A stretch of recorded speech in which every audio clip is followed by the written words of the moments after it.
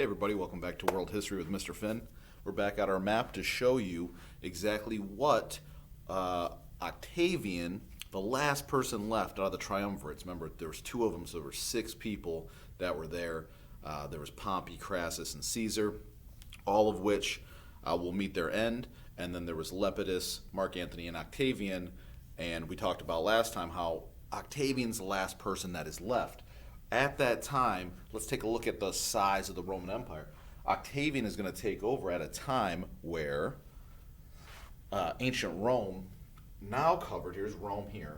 Ancient Rome is now going to cover all of pretty much modern day Europe. It's going to go into even what is now England across the English Channel. It has all of North Africa, which is a little bit off our map here.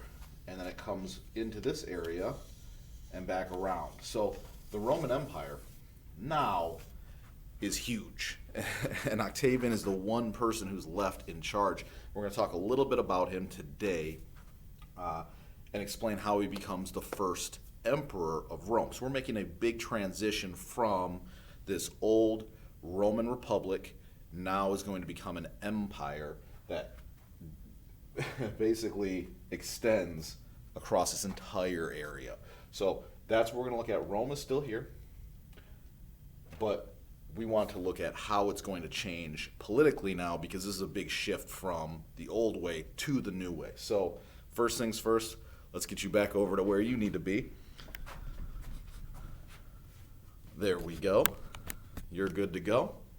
Let me get my map out of the way. All right, so Augustus. Well, we haven't seen that name yet, and that's because I haven't told you about Augustus. Augustus is actually Octavian. So, Octavian becomes Augustus. That's going to be his title. That's going to be his new name. He's going to be referred to as Augustus from this point forward. So if I say Octavian or Augustus, it's the same person. It's one and the same. It's just this is going to be his new title. Now, it's important to remember that Augustus is going to get this title. That means revered one, which that won't be on any quizzes or anything like that. But the important thing to understand is he is going to be extremely popular. In fact, Augustus / Octavian is going to rule from 31 BC, and we're finally going to get to our year that we've been waiting to 14 AD. So we go past year 0 here. So remember, we're counting down from 31 to 0, and then from when we get to 0, we start counting up, and we get to 14 AD, and we're now in 2020. So we have another 2,000 years to go from this point.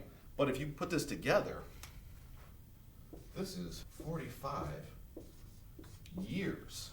45 years that Augustus is going to rule over Rome as an emperor. Because once he becomes Augustus, he becomes Rome's first emperor. Caesar was a dictator.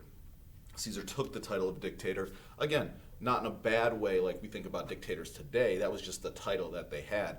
But because he wasn't great at understanding how the senators would feel, and they would view him as trying to gain too much power, he unfortunately meets his end. Whereas Augustus does 2 things that we said. One, he gives power to the Senate and says, hey, I need your help. There is power. I'll take your suggestions, put you in your positions. You're good to go.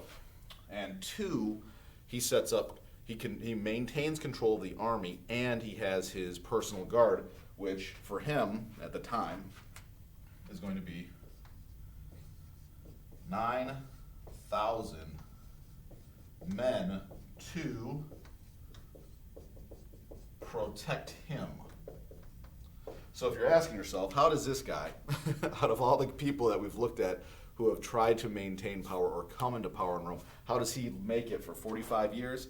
Well, 1, he has 9,000 people whose one job is to protect him. 2, he maintains control of the army, so the army answers only to him. And 3, he knows how to work with these people politically, as far as the senators and all the other rich, influential people, to make them feel like they are still partly in charge or working around this with them. But everyone knows Augustus is the emperor. Augustus is the person. What Augustus says goes. He is the person in charge. And he lasts for 45 years. Think about 45 years. That's a long time. 45 years in this time period would be, think about, you would know nothing else except for Augustus. Some of the things that he does just to discuss him as a person. He's going to conquer some new lands. He's going to shore up the defenses around the outside of the empire.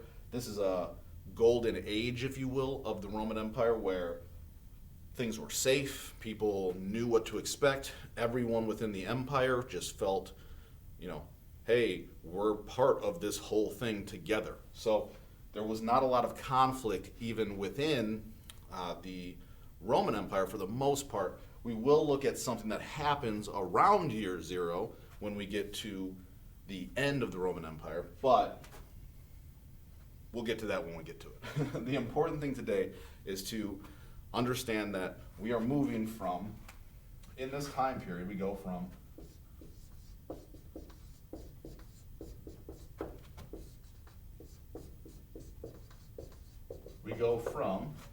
the Roman Republic is finally done. If you remember, the Roman Republic was set up in 509 BC, way back after the Etruscan kings got booted from power, and it had been a Roman Republic until we had Marius and Sulla and Caesar and the first triumvirate, and all of that happened, and the Senate was still trying to hold on to this idea that we're still going to be a republic where the Senate is in charge. However, Augustus in his 45-year reign put an end to that. Rome is now an empire. We will now start to see emperors who are in charge in Rome. So that is the important thing to understand today. Your assignment today, we're going to have a quiz next class. Your assignment today is to look up Augustus. And what I want is 5 facts about, another arrow right back. 5 facts about Augustus.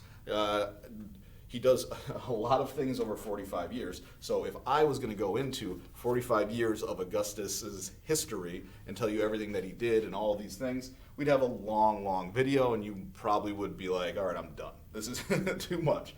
So today, each of you can go ahead and look up Augustus and see some of the things that he did. What about him? What made him great? There's a lot of things about Augustus. Obviously, in 45 years, this is not going to be a very difficult thing to find 5 facts about Augustus. But that is your assignment. Look him up, because once we get through with Augustus, we're going to start looking at a lot of different emperors that come up, and they're going to have a lot of different personalities, and things get a little crazy with these emperors. So today, make sure you get to me 5 facts, just 5 notes, 5 things about Augustus. And that way, you can do a little bit of work on Augustus, and you already have an idea about who he is, and we can move forward with the next emperors that come up. But again, the important thing to understand is we have now transitioned from a republic into an empire with emperors now being in charge, not the Senate. And so we'll see some emperors take crazy amounts of power for themselves. Again, it gets kind of crazy in some senses, but get this to me today for attendance purposes and participation, and I will see you next class.